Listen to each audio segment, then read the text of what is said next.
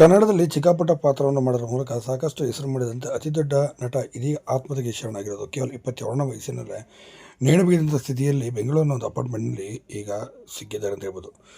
ಏನೋ ಇವರು ಏನಾಯಿತು ಅಂತ ನೋಡೋಣ ಬನ್ನಿ. ಚಿತ್ರರಂಗದಲ್ಲಿ ಸಾಕಷ್ಟು ಸಾವು ನೋವುಗಳಿಗೆ ಸಂಭವಿಸ್ತಾನೆ ಇದೆ. ಈಗ ಹೊಸ ವರ್ಷ ಶುರು ಆದಮೇಲೂ ಮತ್ತೆ ಆತ್ಮಹತ್ಯೆಗಳ ಸಂಖ್ಯೆಗಳು ಹೆಚ್ಚಾಗಿದೆ.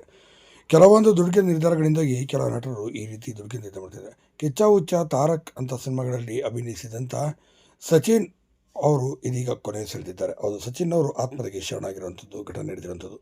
ಇನ್ನು ಕನ್ನಡದಲ್ಲಿ ಕಿಚ್ಚ ಹುಚ್ಚ ತಾರಕ್ ಇರ್ಬೋದು, ಮತ್ತೊಂದು ಕೆಲವೊಂದು ಚಿತ್ರಗಳಲ್ಲಿ ಕಾಣಿಸ್ಕೊಂಡಿದ್ರು. ಸಣ್ಣ ಪುಟ್ಟ ಪಾತ್ರಗಳು ಮಾಡೋದ್ರ ಮೂಲಕ ಇತ್ತೀಚೆಗೆ ಹೆಸರು ಕೂಡ ಮಾಡ್ತಿದ್ರು ಸಚಿನ್ ಅವರು. ಆದರೆ ದುಡುಕಿನ ನಿರ್ಧಾರದಿಂದ ಹಾಗೂ ಕೆಲವೊಂದು ಸಾಲಗಳು ಮಾಡಿಕೊಂಡಿದ್ದರಿಂದ ವೈಯಕ್ತಿಕ ಸಮಸ್ಯೆಗಳಿಂದಾಗಿ ಈ ರೀತಿ ಆತ್ಮಹತ್ಯೆಗೆ ಶರಣಾಗಿದ್ದಾರೆ. ನೇಣು ಬಿಗಿದಂಥ ಸ್ಥಿತಿಯಲ್ಲಿ ಅವರು ಬಾಡಿಗೆಯಿದ್ದಂಥ ಅಪಾರ್ಟ್ಮೆಂಟ್ನಲ್ಲಿ ಕಂಡು ಬಂದಿದ್ದಾರೆ.